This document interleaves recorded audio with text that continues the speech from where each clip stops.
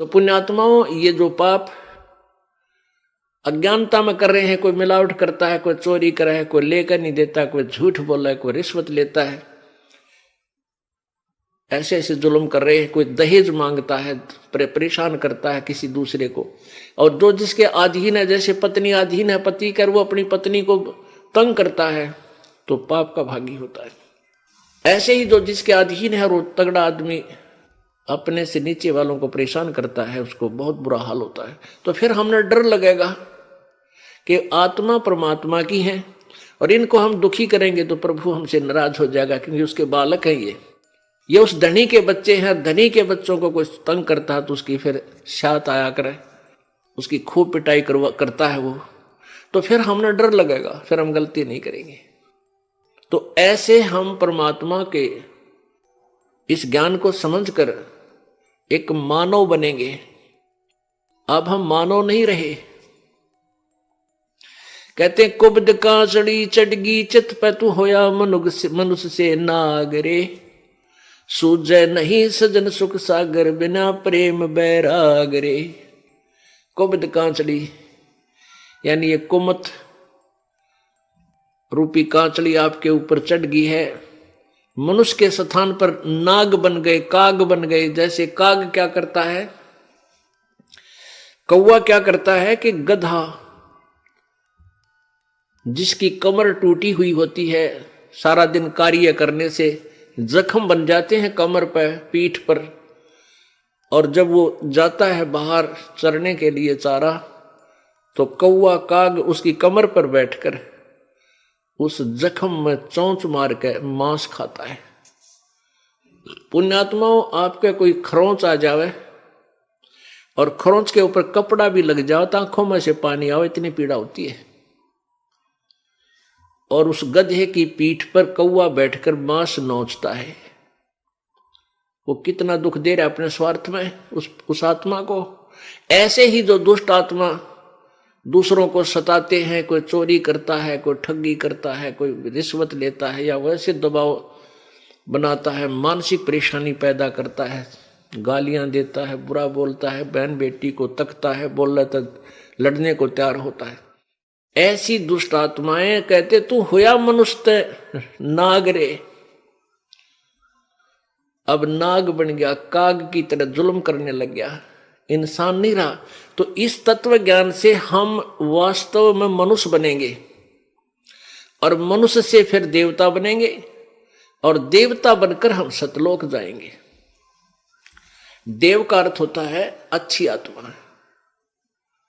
क्योंकि सतलोक के अंदर अच्छी आत्मा ही जा सकेंगी, जिनमें दया होगी, पापों से डरने वाले होंगे, प्रभु पर विश्वास करेंगे। जो जो शरण कबीर की ये तिरगे अंत अपार, दादू गुण के ताकहूं कहत न आवे पार। अब कलयुग के लास्ट में कृत घनी लोग हो जाएंगे, कोई मर्यादा नहीं रहेगी, छोटी आयु हो जाएगी, छोटा कद होगा। कलयुग के अंत में इस मानव की 20 वर्ष की उम्र होगी। 20 वर्ष में ये पैदा भी हो लेगा, जवान भी, युवा भी हो लेगा, बच्चे भी पैदा कर लेगा और मर भी लेगा। वैसे तो 15 वर्ष की रहेगी, क्योंकि 20 तो कोई एक आधा, 20 वर्ष तक तो कोई एक आधा मनुष्य जिया करेगा। जैसे आजकल नौके 100 वर्ष का हो गया वो फलाना, नहीं तो 80-90 में सबकी टिकट कट लेती है, सभी मृत्यु को प्राप्त हो जाते हैं। उस समय फिर 15 वर्ष की उम्र में तकरीबन मर लिया करेंगे। और कद कितना होगा, ये गिट्ठ जो है इस तरह 2 गिट्ठ का, यानी 1.5 फुट, हद 2 फुट का। और इतनी जनसंख्या हो जाएगी, इतने कृतघ्नी लोग हो जाएंगे, कोई धर्म को नहीं जानेगा, कोई मर्यादा नहीं, कति पशुओं जैसे व्यवहार, कच्चा मांस खाने लग जाएंगे। तो उस समय ये कलयुग का अंत होगा।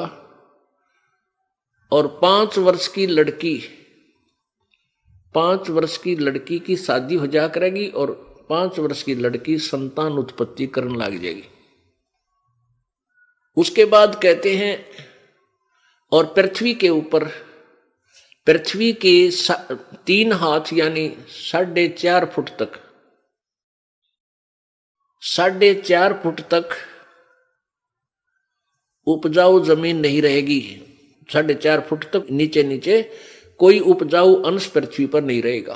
अब आप देख रहे हो किसान फसल तैयार करते हैं और उसमें कितना ये खाद डालते हैं।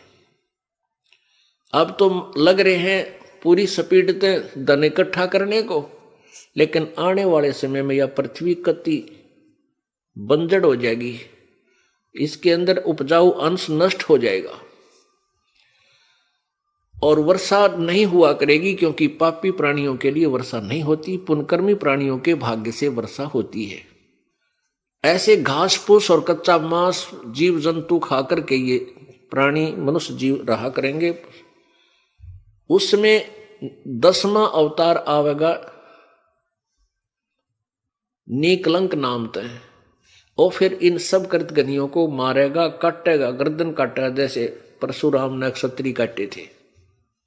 उस समय भी कुछ आत्माएं 1-8% जो भगवान से डरने वाली होंगी वही बचेंगी और फिर से सतयुग प्रारंभ होगा। कैसा होगा कि एकदम बहुत जबरदस्त वर्षा होगी प्रभु की कृपा से, और पूरी पृथ्वी पर कई फुट, सैकड़ों फुट पानी इकट्ठा हो जाएगा। अच्छी आत्माएं ऊपर क्षेत्रों में चली जाएंगी, पहाड़ों के ऊपर, और फिर पूरी पृथ्वी पर पानी सूखेगा धीरे धीरे। जो नीचे उपजाऊ अंश नष्ट हुआ था वो धीरे धीरे जहर, वो विष ऊपर आ जाएगा जल में, और फिर वो धीरे धीरे जब सूखेगा उसमें फिर पूरी पृथ्वी पर घास फूस वन, ये पेड़ पौधे उग जाएंगे, और फिर धीरे धीरे वो ऑक्सीजन जो अप्रदूषण फैल गया है, तो पूरी पृथ्वी पे जब हरे भरे वन हो जाएंगे वो फिर उस ऑक्सीजन को छोड़ेंगे, कार्बन डाइऑक्साइड को ग्रहण करेंगे, और धीरे धीरे वातावरण चेंज हो जाएगा और फिर से सतयुग प्रारंभ होगा। कहने का भाव ये है सारा कि अब ये जो अब समय है, अब से पहले कलयुग में अशिक्षित थे, शिक्षा नहीं थी, और परमात्मा 600 वर्ष पहले आए थे इसी उद्देश्य से कि इन कलयुग के लोगों को, प्राणियों को कुछ झटका दिखा दूं कि भगवान इसे काम करता है। अपनी समर्थता का प्रमाण देने के लिए आए थे 600 वर्ष पहले, वह पहली पीढ़ी थी। लेकिन उस समय अशिक्षित होने के कारण इन काल के दूतों का, इन नकली गुरुओं का दाव लगा रहा। ये लगा रहा कि कबीर अशिक्षित है, ये वेदों और शास्त्रों के बारे में नहीं जानता, झूठ बोलता है, ब्रह्मा विष्णु महेश अजरो अमर है। वो कहता है अजरो अमर नहीं है, इनके माता पिता हैं, इनका जन्म मृत्यु होता है। ये कबीर झूठ बोलता है। कबीर जी के बारे में ऐसी धारणा उन अज्ञानी ऋषियों गुरुओं ने, हिंदू गुरुओं ने फैला दी, और आम जनता ने यह मान ली, सच्चा मान लिया कि कबीर जी अशिक्षित है, और हमारे गुरु जी ब्राह्मण ऋषि महर्षि जी ये संस्कृत के जानने वाले हैं, इन्होंने सदग्रंथों को पढ़ा हुआ है, और कबीर जी अशिक्षित हैं इसलिए ये झूठ बोल रहे होंगे, ये तो मानना पड़ेगा। अब जो परमात्मा 600 वर्ष पहले बताया करते कि ब्रह्मा विष्णु महेश के माता पिता हैं, इनकी जन्म मृत्यु होती है, ये समर्थ शक्ति नहीं है। जैसा कि आपको सुबह के सत्संग में प्रत्यक्ष कराया था, श्री देवी पुराण गीता प्रेस गोरखपुर से प्रकाशित पृष्ठ नंबर 123, तीसरा शकंद, उसमें स्वयं विष्णु जी कह रहे हैं अपनी माता दुर्गा के विषय में कि तुम शुद्ध स्वरूपा हो और तुम्ही से सारा जगत उद्भासित हो रहा है। मैं ब्रह्मा और शंकर आप ही कृपा से विद्यमान है। हमारा जन्म, आविर्भाव और तिरोभाव, जन्म और मृत्यु होता है। हम अविनाशी नहीं है, तू ही अविनाशी है। भगवान शंकर कहता है कि जब भगवान ब्रह्मा जी आपसे उत्पन्न हुए हैं, उसके बाद विष्णु जी भी आपके ही बालक हुए, फिर मैं भी तमोगुणी लीला करने वाला शंकर के आपकी संतान नहीं हुआ, अर्थात मैं भी आप ही का बच्चा हूं। और परमात्मा ने 600 वर्ष पहले यही ज्ञान दिया हुआ अपने सूक्ष्म वेद के अंदर, कबीर वाणी में। तो वो थी पैरडी पीढ़ी, और जो परमात्मा की लीलाएं करता वो लीला भी करके चले गए,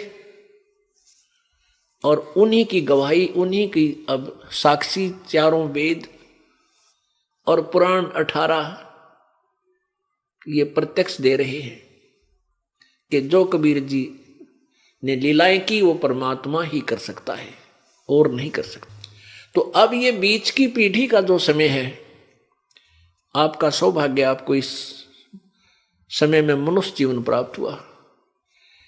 इस परमात्मा के पाने के लिए किसी विशेष जाति या मजहब की आवश्यकता नहीं, और ये नहीं समझना कि ज्यादा पैसे वाले ही पार होते हैं, धनवान या उच्च जाति वाले नहीं। परमेश्वर कबीर जी ने ये भ्रमणा दूर करने के लिए और एक जुलाहा जाति में आए, और क्या कहते हैं कि जुलाहे का सुत आन कहाया जगत करे मेरी हंसी, ओए होए, कि मैं जुलाहे का बेटा कहलाया, यहां आकर के दुनिया मेरी मजाक उड़ाती है कि ये धानक है, कबीर है, जुलाहा है। इसलिए आए थे परमात्मा के उसमें छुआछात चरम सीमा पर थी। ब्राह्मण लोग कहते थे प्रभु की भक्ति करने का अधिकार, सदग्रंथों को पढ़ने का अधिकार केवल उच्च जाति वाले को ही होता है, और वो ब्राह्मण है। बाकी तीन वर्ण अपना अपना कार्य करते रहो। तो पुण्यात्माओं, परमात्मा ये बताना चाहते थे कबीर जी के परमेश्वर मेरे पाने के लिए, परमात्मा पाने के लिए मेरे की तरह, जैसे मैं गरीब हूं, क्योंकि प्रतिदिन जितना कपड़ा बुनते थे उसकी जो बुनाई आती थी उससे अपना गुजारा करते लीला कर रहे थे। परमात्मा ने, कबीर जी ने ये लीला की थी एक बिल्कुल गरीब व्यक्ति की, और अपना काम करते करते भक्ति करके ये रिहर्सल करके दिखाई थी। एक उदाहरण पेश किया था कि मेरे से गरीब तो कोई हो भी नहीं सकता, और मैंने भगवान पाया, यानी सह शरीर गए परमात्मा। अब आम व्यक्ति तो यही, भगवान तो नहीं मान रहे थे वो लोग, लेकिन इतना अवश्य मानते थे कि कबीर जी की भक्ति श्रेष्ठ है, क्योंकि वो सह शरीर चले गए। तो वो भक्ति जो करते थे, वो काम करते करते करते थे, ना घर छोड़ कर गए, ना जंगल में गए, और ना ही ब्राह्मण कुल में जन्म था, एक जुलाहे कुल में जन्म, और फिर भी पार हो गए। तो परमात्मा ने ये सब भ्रमणा मिटानी थी कि भाई परमात्मा पाने के लिए मनुष्य शरीर हो और पूर्ण संत मिल जावे, और भक्ति डट के करना, श्रद्धा से नियम में रहना। कोई भी जाति हो, किसी मजहब का हो, गरीब हो चाहे अमीर, रंक हो चाहे राजा, मर्यादा में रह के सारे पार हो सकते हैं। तो पुण्यात्माओं, ये सौभाग्य है आपका कि आज आपको परमात्मा ने मनुष्य शरीर दिया है, और इस दास को भेज दिया ये खजाना लेकर, ये तत्व ज्ञान रूपी खजाना आपके लिए खोल दिया प्रभु ने इस दास के द्वारा। आपके पुण्यों का कोई वर्णन नहीं कर सकते, कितनी अच्छी किस्मत आप लोगों की, जो मनुष्य शरीर प्राप्त है इव कलयुग के इस बिछड़ी पीढ़ी में, और उससे भी भाग्यवान जो है जिस परमात्मा की शरण में आ चुके हैं। जो जितना देरी से आएगा उतना रोया करेगा बैठ के, उस बीते हुए समय को रोया करेगा बैठ के वो पात्मा। हे भगवान, पहले क्यों नहीं मिले? हे परमात्मा, ये बर्बाद हो गया मेरा जीवन। अब हम ये दास देख रहा है, कोई 20 वर्ष से, कोई 30 वर्ष से, कोई 40 वर्ष से अन्य पंथों के पास अपना जीवन बर्बाद करके अब आते हैं, ये ज्ञान सुनते हैं, अमृत वर्षा सुनते हैं, आंखों से आंसू नहीं सूखते उन बहन भाइयों के, और रोते हैं अपनी किस्मत को। हमारा दुर्भाग्य था कि कहां फंस गए थे जाके, शुक्र है काल के जाल से निकल आए। वो तो काल के दूत है, कोई साधना नहीं, कोई ज्ञान नहीं, कोई सच्चा उनके पास नाम नहीं, किसी को नाम देने का, वो सच्चा नाम देने का अधिकार नहीं। सच्चा नाम में कोई ना उनके पास अधिकार, तो बात की बात है। तो इस प्रकार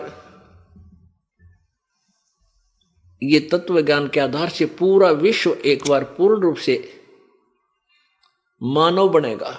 अब मानव नहीं है, मनुष्य के शरीर में कर्म सारे उल्टे किए जा रहे हैं। शराब पीवे, मांस खावे, अरे हुक्का पाड़े, ताश खेलने, जुआ खेले, रिश्वत लुटे, माड़ी सी बात के ऊपर लट्ठम लट्टा भुंडे बोले, बहन बेटियां भुंडी तके, शराब पी के गली में खड़ा होकर नंगे नाचे। बहन बेटियां भी डांस करती हैं, आदमी नाचे इन डीजे बजा के ब्याह शादियों में, कुछ खुशी हो जाए, अरे थारा गजब हो नाच जाइयो, सारे नाचे, बाप नाचे, बेटी नाचे, हर पता फिरने हो कि ये मनुष्य है, ये मनुष्यों के काम होया करे। कोई शर्म लाज कति खत्म कर दी। तो काल तो ये चाहता है कि ये कति डांगर बन जा और बेशर्म बेहया बन जा, भगवान से दूर हो जा और कति नंगा तांडव काल का हो जा।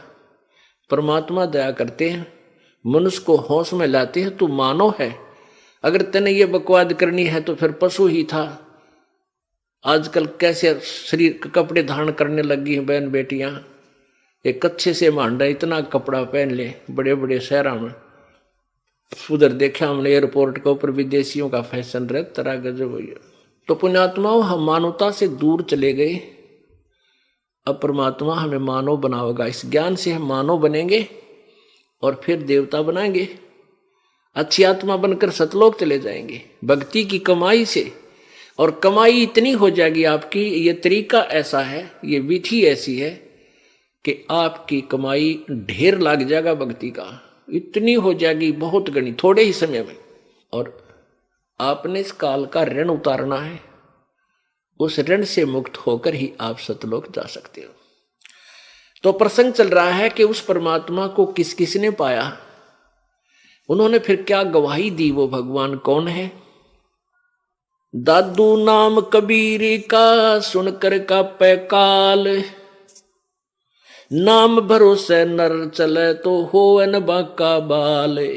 ओह, दादू साहब जी कह रहे हैं कि परमेश्वर कबीर जी का नाम सुनते ही, कबीर जी का नाम यानी वो सच्चे नाम मंत्र की जो धुन है, मंत्र की जो कमाई है, उसको उस सच्चे नाम को सुनकर काल भी कांपने लग जाता है। ये ब्रह्म ज्योति निरंजन जो गीता जी अध्याय नंबर 11 के श्लोक नंबर 32 में अपना स्वरूप दिखाता, इतना भयंकर रूप, श्री कृष्ण जी में प्रवेश करके फिर उससे बाहर निकलकर, श्री कृष्ण जी से बाहर निकलकर दिखाता हुआ अपना स्वरूप, 1000 भुजा, 1000 आंखें, 1000 मुंह, 1000 हाथ, और फिर इतनी बूंदी भयंकर आकृति जिसको देखकर कांप रहा है अर्जुन। अर्जुन जैसा योद्धा भी घबरा रहा है। वो काल कबीर परमात्मा के सामने, इस नाम के सामने कांपन लग जाता है।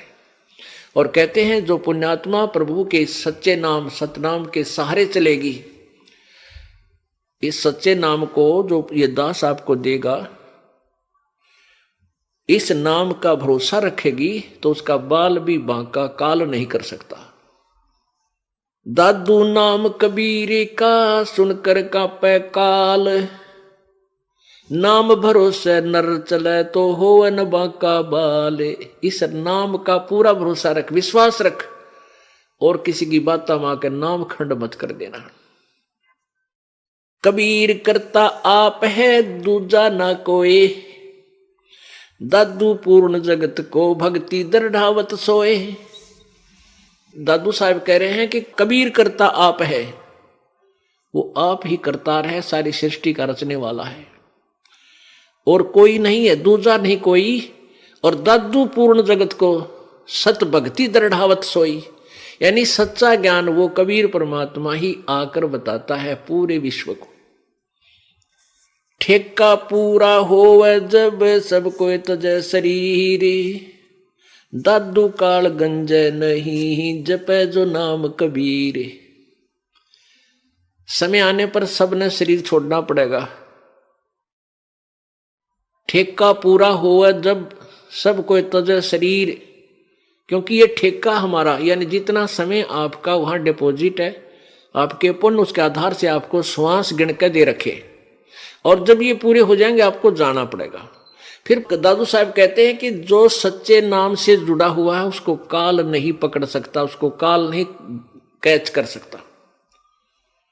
जैसे गरीबदास साहिब जी ने भी यही प्रमाण दिया था कि धर्मराय दरबार में देई कबीर तलाक, मेरे भूले चूके हंस को तू पकड़िए मत कजाक। कबीर जी ने धर्मराज को जाकर धिक्कारा था, फटकारा था कि ओ कजाक, ए निकम्मी आत्मा, खबरदार जब मेरे कबीर जी के हंस को, जो मेरे सच्चे संत से उपदेश प्राप्त प्राणी को तू नहीं पकड़ेगा, ना उसका अकाउंट करेगा। और कहते हैं कर्म भ्रम ब्रह्मंड के मैं पर मैं करहूं नेस, जिन हमरी दोही दी सो करो हमारा पेश। तो यहां क्या बताते हैं, ठेका पूरा होवे जब सब कोई तजय शरीर, दादू काल पकड़े नहीं जपे जो नाम कबीर।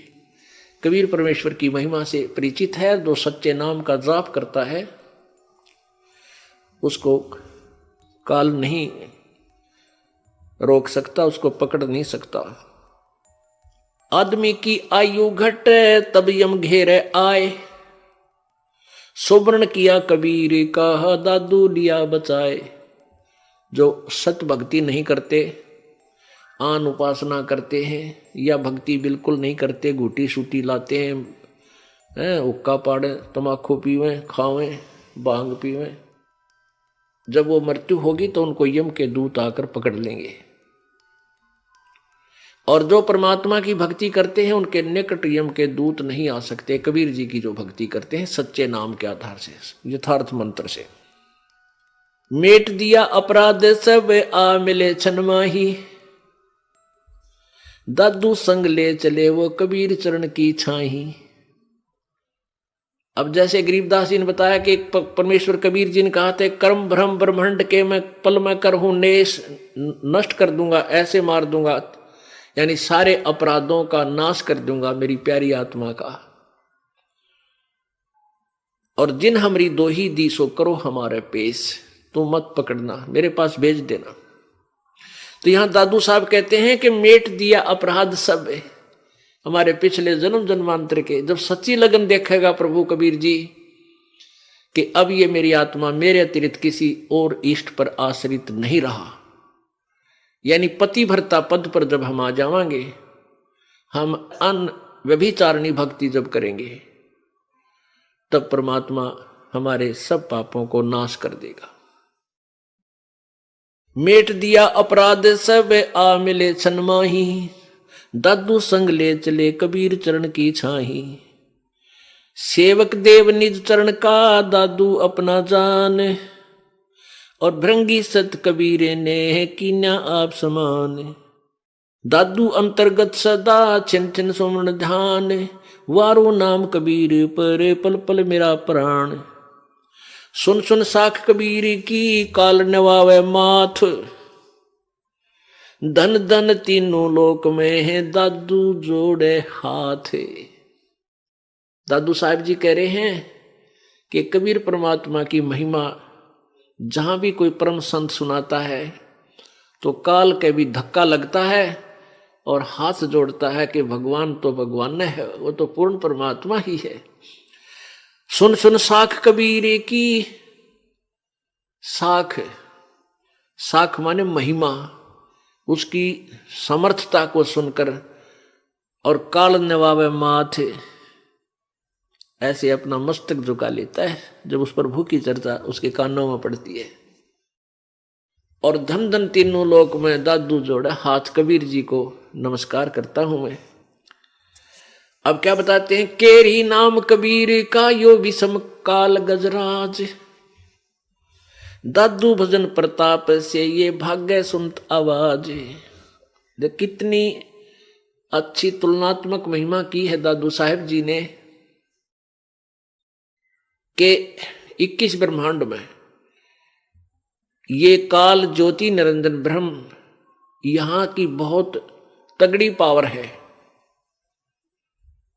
अब जैसे जंगल में एक हाथी होता है, वो अन्य प्राणियों से तो बहुत तगड़ा, उसके सामने कोई टिकने वाला नहीं, लेकिन शेर के सामने जब शेर गरजता है, दहाड़ मारता है, तो लीद कर देता वो हाथी और चिंगाड़ मार कर भाग लेता। दूर से भी आवाज सुन लेता है, तो दहाड़ सुनता है शेर की। तो परमात्मा दादू साहब कहना चाहते हैं कि ये काल भी कोई छोटी शक्ति नहीं है। जो ब्रह्मा विष्णु महेश जैसी महापुरुषों के इन शक्तियों को भी रोबोट से चला रहा है, इनकी रेल बना रहा है, वो कितना पावरफुल होगा। आप जी को तो एक पित्र भूत विरान माटी कर दे आपकी तय, और वो ब्रह्मा विष्णु महेश तो बहुत शक्ति हैं, वो तो क्या कर दें आपके साथ। और उनको भी वो काल ऐसे घुमा रहा, नचा रहा है, और वो कितनी शक्ति होगी। जैसे हाथी समझ लो, ये हाथी है, और कबीर परमात्मा को बब्बर शेर समझ लो। कहते हैं केरी नाम कबीर का विषम काल गजराज, दादू भजन प्रताप से यू भाग्य सुनत आवाज। भागत सुनत गाज। अब जैसे केरी तो कबीर परमात्मा को तो केहरी यानी बब्बर शेर समझो, यानी उस परमात्मा की भक्ति शक्ति, उसका नाम सिमरन बब्बर शेर समझ लो। और काल को समझ लो हाथी गजराज। गजराज माने हाथियों में भी तगड़ा हाथी, उनका सरदार, उनका मुखिया। और नाम की इस कबीर परमात्मा की भक्ति का आगे वो इन्हों डांक ठोक दे, भाग जाता, दौड़ जाता है, दूर हो जाता है। केरी नाम कबीरी का विषम काल गजराज, दादू भजन प्रताप से ये भाग्य सुनत आवाज। एक पल नाम कबीरे का दादू मन चितलाए, अष्टि के असवारे को स्वान काल नहीं खावे। अब किसी तुलना की है अपने परम पिता परमात्मा कबीर जी की शक्ति की, कि जो प्यारी आत्मा, जो पुण्यात्मा परमात्मा कबीर जी की शरण में आगे हैं पूर्ण संत के द्वारा। वैसे नहीं कबीर पंथी कर ना जाने कितने, उनका नहीं कोई, उनको वहां वो कबीर पंथी नहीं है, वो कबीर जी की शरण नहीं है, क्योंकि उनके पास वो मंत्र नहीं है जिससे काल डरे। इस पृथ्वी पर वर्तमान में इस दास के अतिरिक्त किसी के पास अधिकार नहीं है ये सच्चा नाम देने का, सत्य नाम देने का और सार नाम देने का। और ये ज्ञान किसी के पास नहीं है, ना कबीर पंथियों के पास है, औरों के पास तो होगा ही कहां। तो इसके अतिरिक्त किसी के पास भी ये नाम नहीं। तो इस नाम की कितनी महिमा है। जिसने परमात्मा कबीर जी का सच्चा नाम ले लिया इस दास के द्वारा, तो वो कितना काल की पहुंच से कितना दूर हो जाता है, कितना ऊपर उठ जाता है।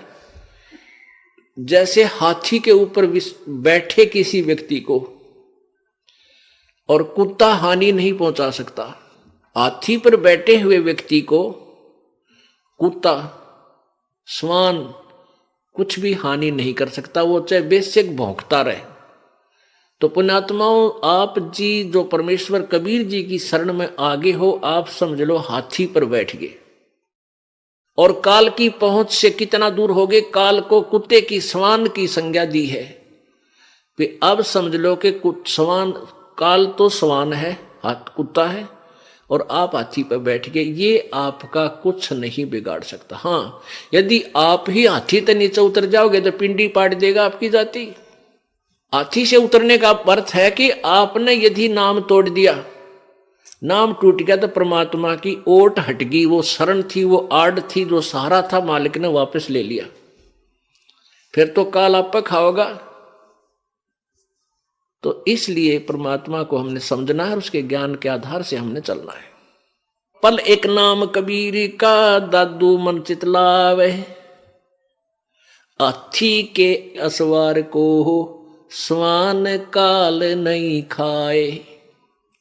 सुमृत नाम कबीर का कटे काल की पीर, दादू दिन दिन ऊंचा होवे है परमानंद सुख सीर।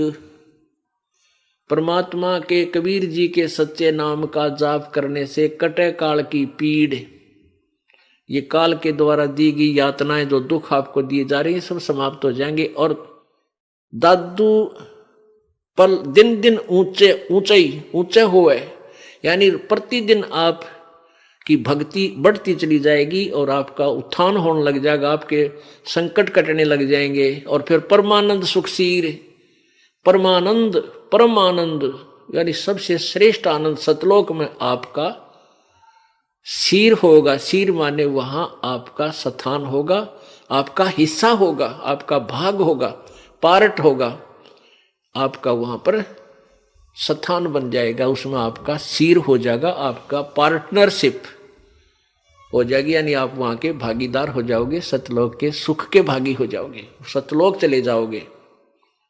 आगे कितनी प्यारी व्याख्या की है आदरणीय दादू साहेब जी ने परमात्मा की। और संत सब कूप हैं और केते झरीता नीरे, दादू अगम अपार है ये दरिया सत्य कबीरी। ओह, कहते हैं कई क्या कहते हैं भक्तजन कि एक हमारे गांव में एक संत था, उसने ऐसा चमत्कार कर दिया। हमारे वहां एक बाबा जी था, उसने ऐसा कर दिया। और कहते हैं उन्होंने ऐसा चमत्कार कर दिया। तो उसके विषय में क्या बताते हैं कि जैसे भगवान विष्णु जी, भगवान शिव जी, श्री राम जी, श्री कृष्ण जी, ये भी राम हैं, ये भी साहब हैं, ये भी शक्ति युक्त हैं, ये भी मालिक हैं कुछ क्षेत्र के, और इनमें भी शक्ति है मिलती जुलती भगवान वाली। अब जैसे भगवान श्री कृष्ण जी अर्थात विष्णु जी ने राजा मोरध्वज का पुत्र ताम्रध्वज को आरे से चरवा के बीचों बीच कटवा दिया, लड़का मर गया ताम्रध्वज, और फिर जीवित कर दिया। अब ये शक्ति उनमें भी है, लेकिन श्री कृष्ण जी अपने सगे भाणजे अभिमन्यु को जीवित नहीं कर सके, जो कि महाभारत के युद्ध में प्रथम दिन मृत्यु को प्राप्त हो गया और पांडवों का कुल नाश हुआ था। और श्री कृष्ण की बहन सुभद्रा का वो पुत्र था, अर्जुन का बेटा, श्री कृष्ण का सगा भांजा, और नहीं जीवित कर सके क्योंकि अभिमन्यु का जीवन शेष नहीं था। उसका इतना ही जीवन था, इतनी श्वास थे, और मोरध्वज के पुत्र ताम्रध्वज का जीवन शेष था, श्वास शेष थे, आयु शेष थी, इसलिए वो उसको जीवित कर सके। अब ऐसे तुलना कर रहे हैं दादू साहेब। और संत सब कूप हैं केते झरीता नीर, दादू अगम अपार है ये दरिया सत्य कबीर। जैसे कुछ तो ऐसे संत समझो थोड़ी बहुत राहत देते हैं, जैसे कुआ होता है, वो कुआ एक परिवार का काम चला सकता है, 2 परिवारों का काम चला सकता है सिंचाई में, जैसे ट्यूबवेल लगा लिया या वैसे। और केते झरीता नीर, जैसे झरना बहता है, वो कुछ क्षेत्र को राहत दे सकता है, बस वो भी दे सकता है राहत, लेकिन कुछ क्षेत्र को। और दादू अगम अपारे है ये दरिया सत्य कबीरी। ओह, अब कबीर जी की अक्षमता समर्थता बता रहे हैं कि कबीर जी को समझो दरिया है, उसमें से अन्य नहर भी निकाल लो, पानी पी भी लो, और सिंचाई भी कर लो, और तो भी उसका अंत नहीं आता। तो ऐसे समर्थ ये कबीर जी है। अपने आत्माओं, जब ये पता चलेगा कि कौन परमात्मा कितनी अक्षमता का है, तो उसमें हम अपने आप ही उस परम पिता परमात्मा की तरफ आकर्षित हो जाएंगे, जो सर्व सुखदाई है, अजरो अमर है, जहां जाने के बाद हम कभी मृत्यु को प्राप्त नहीं होंगे। पुण्यात्माओं, इस ज्ञान से आपको जो ये तत्व ज्ञान आपको दिया जा रहा है, इसको ध्यान पूर्वक सुनो। आप पुण्यात्माओं विचार करो, आपको ऐसा ज्ञान दिया जा रहा है, इस ज्ञान के आधार से आप अपने आप सेट हो जाओगे, हमने कौन से भगवान की भक्ति करनी चाहिए। अब जैसे गीता जी अध्याय नंबर 2 के श्लोक नंबर 46 में कहा है कि अर्जुन, बहुत बड़े जलाशय की प्राप्ति के उपरांत छोटे जलाशय में जैसी आस्था रह जाती है, ऐसी ही श्रद्धा पूर्ण परमात्मा की महिमा से परिचित हो जाने के बाद अन्य ज्ञानों में, अन्य भगवानों में तेरी रह जाएगी। अपने आत्माओं, जैसे पहले पुराने समय में जब ये गीता जी का ज्ञान दिया जा रहा था, उस समय तालाबों के ऊपर ही मानव आश्रित थे, तालाबों से ही सिंचाई करते थे, तालाब से ही पानी पीते थे, उसी से पशु पालन करते थे। एक तालाब ऐसा होता है जो एक वर्ष वर्षा ना हो तो सूख जाता है, और उस पर आश्रित जितने भी प्राणी थे वो सभी मर जाते हैं, भूखे प्यासे नष्ट हो जाते हैं। और जो व्यक्ति ऐसे तालाबों पर आश्रित हैं, जिन वर्षा हो जाती है, उनमें पानी आसपास के ऊंचे क्षेत्रों का आके वो भर जाता है, एक वर्ष काम चलाओ सरकार वो काम चला देती है।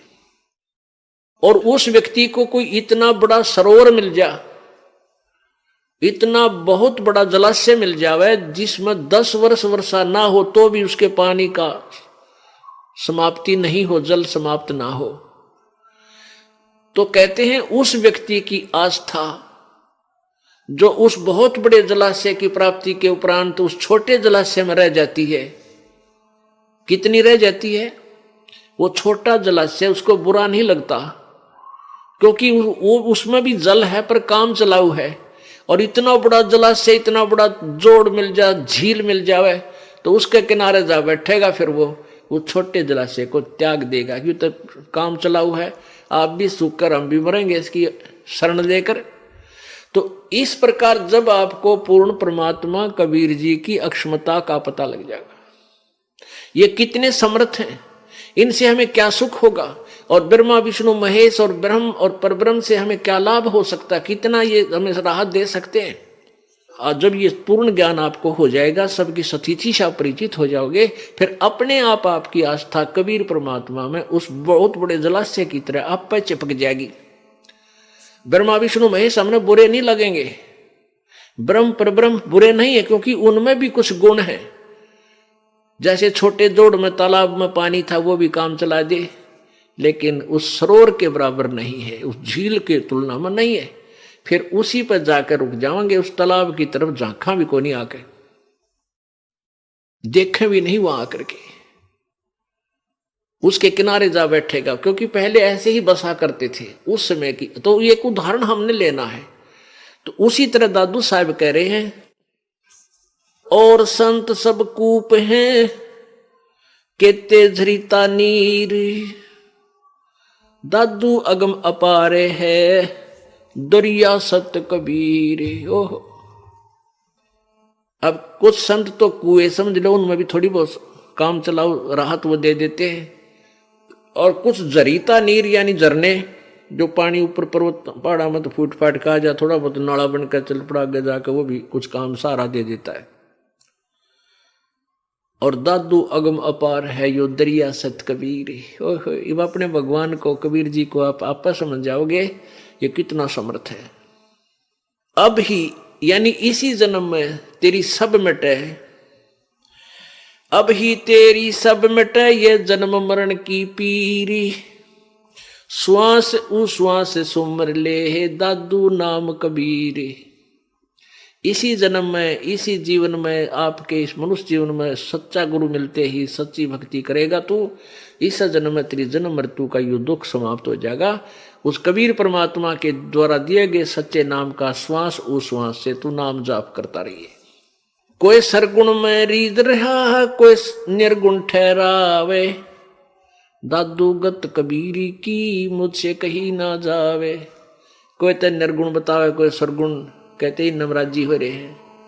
और उस परमात्मा की महिमा तो मैं बोल भी नहीं सकता, यानी निर्गुण सरगुण और सब कुछ उसी की सत्ता है, उसी की कृपा है, वही समझा सकता है, उसकी महिमा हम नहीं गा सकते।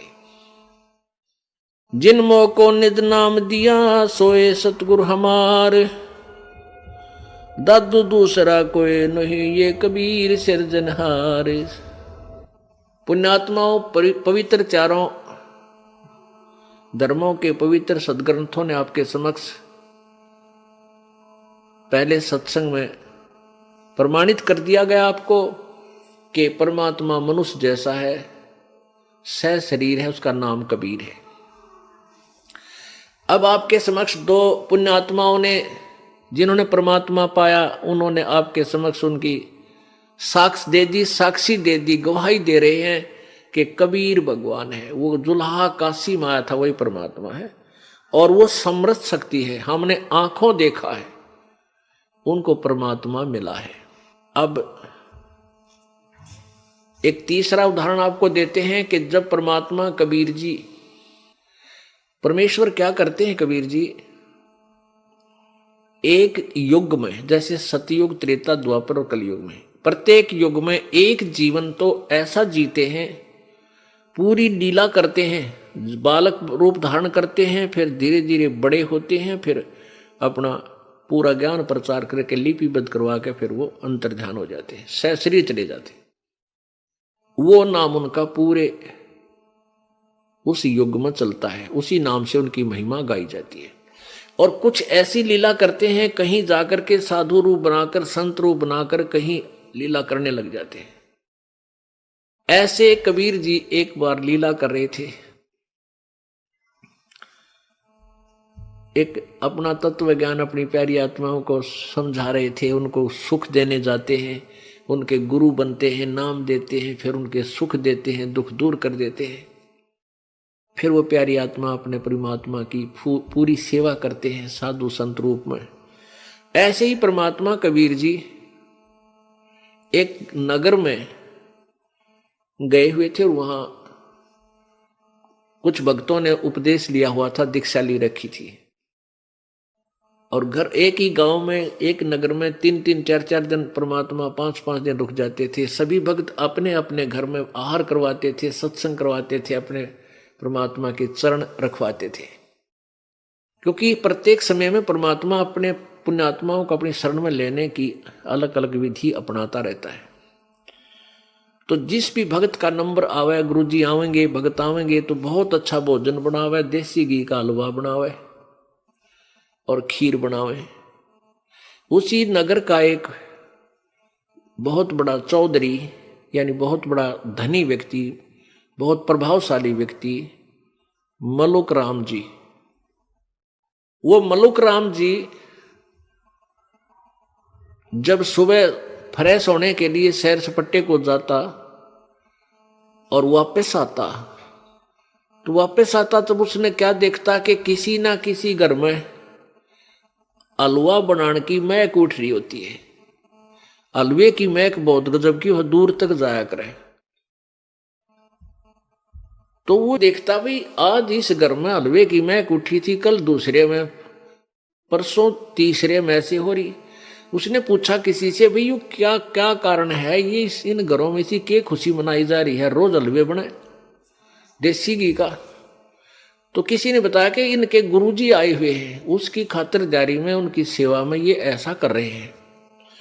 तो मुलुकदास जी ने सोचा, ला देखो उस गुरुजी ने किसी ने ऐसे कान भर दिए कि ये मस्टंडा रहा है, यहाँ पर रोज हलवे पाड़े है और मूर्ख बना रहा है, अपने नगर ने, अपने गांव ने ठग के ले जाएगा। भगता ने बोला ने ऐसा आदमी दिखे है।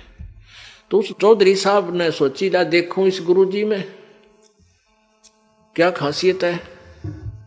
परमात्मा बैठे थे चारपाई पर गुरुजी रूप में, और भक्त आसपास 10-5 बैठे थे, कुछ सेवा कर रहे थे। अब चौधरी साहब को सब जाने थे, उसकी बड़ा प्रभाव था। तो भगत जन एक तरफ हो गए, उसको आने दिया चौधरी जी को। मलुक राम जी कहने लगे, रहे कौन है तू? वो भगत बोले, जी हमारे गुरु जी है। मुलुक राम कहने लगा, तू अपना करके क्यों नहीं खाता भाई, कि मैं धंधा करया करे, अच्छा जवान दिख है, हस्त पूरा स्वस्थ शरीर तेरा, हष्ट पुष्ट है, तू काम करके खाया कर, क्यों दुनिया को गुमराह कर रहा है, क्यों ठगी करके खाता है। तो कबीर परमात्मा बोले, चौधरी साहब मेरे को परमात्मा बिना किए बिना धंधा करे दे रहा तो मैं क्यों करूं? मैंने क्या आवश्यकता धंधा करने की? चौधरी साहब बोला वो मुझे क्यों नहीं देता बिना किए? परमात्मा कबीर जी बोले तेरा विश्वास को ना भगवान का, इसलिए ना देता तेरे थे। बोला अच्छा, मैं विश्वास करके देखूं, हाथ पा हाथ रख के बैठ जाऊं, कहीं दे देगा मुझे भगवान भोजन? परमात्मा बोले अवश्य देगा जब तू विश्वास करेगा तो।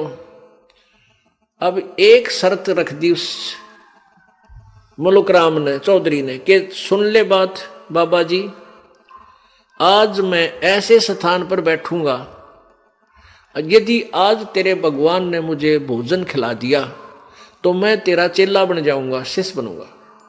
और यदि आज मुझे भोजन नहीं दिया तेरे भगवान ने तो मैं तेरे को पकड़ के अपना मजदूर लगाऊंगा और वहां अपने खेतों में काम करवाऊंगा, आजीवन तुझे मजदूर बंधक बना कर रखूंगा। मंजूर है? परमात्मा बोले कति मंजूर है, पूरा मंजूर है, मुझे स्वीकार्य है। अब क्या हुआ कि मुलुकदास चौधरी साहब अपने खेतों से दूसरे साइड में, जो उनके खेत थे उसकी बजाय दूसरे गांव की तरफ सीमा से पार जाकर और एक घने जंगल में एक वृक्ष के ऊपर चढ़ कर बैठ गया कि देखता हूं आज मुझे यहां कौन रोटी खिला देगा। अब कहते हैं सोचल छिद्र मैं करूं अपने जन के काज, परमात्मा कबीर जी कहते हैं अपनी प्यारी आत्मा को ना जाने क्यों किस प्रकार शरण में ले लूं के लीला करके। तो वहां उस जंगल में, उस वन में ये गडरिये थे, भेड़ बकरी चराने वाले, उनमें दो चार वो गायें भी रखते थे। उनका कोई त्योहार था, वो कहने लगे भाई खीर बना लो, आज अपना त्योहार है। उनने एक व्यक्ति दो की ड्यूटी लगा दी कि भाई तू यहाँ खीर बना ले, दूध निकाल ले गौओं का, और हम इन बकरियों को आगे चरा लेते हैं थोड़ा दूरी पर जाके, फिर हम यहीं आ जाएंगे दोपहर के समय। तो उन्होंने क्या किया, उसी वृक्ष के नीचे वो खीर का पतीला चढ़ा दिया, चावल डाल दिए, दूध घेर दिया, लकड़ दिए बाल। अब क्या हुआ, थोड़ी सी देर में उन्होंने क्या देखा कि उसी रास्ते से कुछ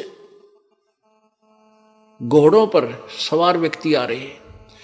उन जंगल में रहने वाले व्यक्तियों को पता होता है कि ये घोड़े पर जो ऐसे आते हैं व्यक्ति, ये डाकू होते हैं। वो डाकू थे 10-12 घोड़ों पर। अब वो जो खीर बना हुए थे वह तो भाग गए, अक मारेंगे हम ना भाई, वो तो भाग गए दूर। और उसी वृक्ष के नीचे आकर के वो सभी घोड़ों वाले डाकुओं ने वहां अपने घोड़े रोक दिए और वहां देखा कि एक बहुत बड़े पतीले में और कोई वस्तु उबल रही है। एक उनमें से एक ने कहा कि देखियो इसमें क्या है।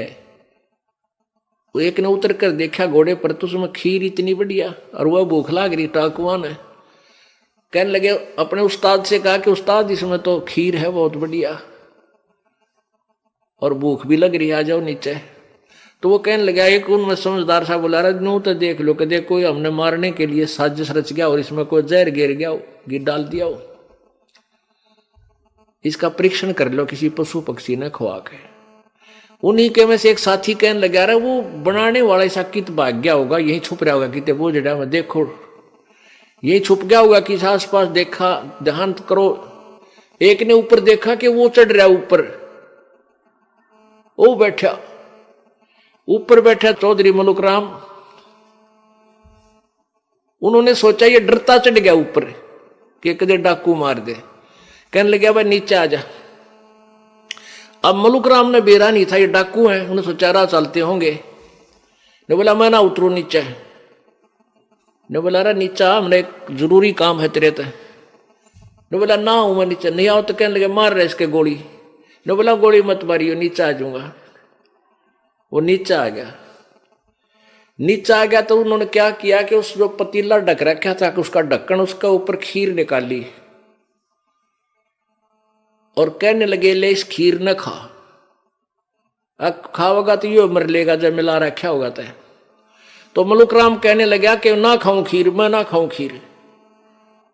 उनका पक्का विश्वास हो गया कि इस दुष्ट ना इस समय के में मिला रखा है, जात ना खाता इसलिए नहीं खा रहा। उसका दो मारे जूत गेर के न बोले खा खीर दे मुक्या दे लाता हूं छिड़ा पहला ते। और बोले तेने पता हम कौन है? डाकू है डाकू। अब डाकू सुनते उसका कलेजा हिल गया चौधरी साहब का, और हाथ जोड़े अंदर अंदर प्रार्थना करे। वो पिट्टे ना जब नो कहे हे महाराज जीवन आज बचा लो, आते ही आपकी शरण ग्रहण करूंगा, आपका नाम लूंगा, शायद आजीवन तेरी भक्ति करूंगा। भीतरे भीतरे पक्की आंबर वाली परमात्मा ने कूट छेद के।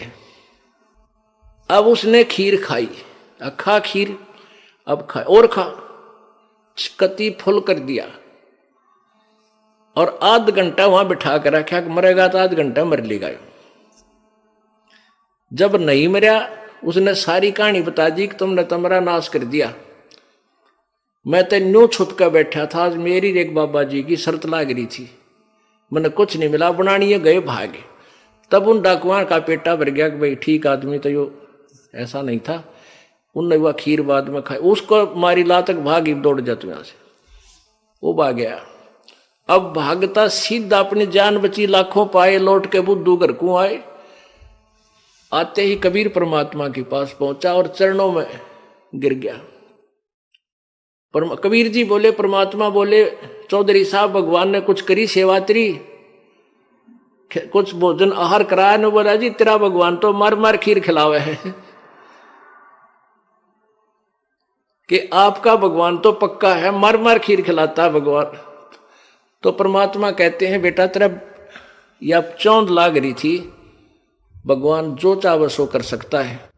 और आपने हमारा ज्ञान सुना नहीं, मैं क्या बताता हूं, मैं ये कहता हूं काम भी करो और भक्ति भी करो। भाई आप तो अपनी घिसी पिटी थूरी से सोच लेते हो कि तू मस्टंडा है बैठकर खाता, नहीं, मेरे जितनी मेहनत तू नहीं कर सकता जो मैं कर रहा हूं। और किस मेरा क्या उद्देश्य है अब परिचित होगा। फिर चौधरी साहब ने नाम लिया और मुल्क राम चौधरी से मुल्क दास कहलाया। क्योंकि पहले तो आदमी जब तक भगवान से परिचित नहीं होता, ज्ञान से परिचित नहीं होता, तो सातवें आसमान पर उसकी बुद्धि रहती है। उसमें सौ विकार, अभिमान, जाति का, धन का, शक्ति का, अपनी ताकत का, पता नहीं कितने गोबर भरे रखे। और जब ज्ञान हो जाता है, जब वो जीव का जीव होता है, उसको पता है तू जीव है, तेरी कोई औकात नहीं है। मर्द गर्द में मिल गए वो रावण से रणधीर, कंस के सी चाणोरे से वो हिरणाकुश बलबीर। तेरी क्या बुनियाद है तू जीव जन्म धर लेत, गरीबदास हरि नाम बिना तेरा खाली रह जा खेत।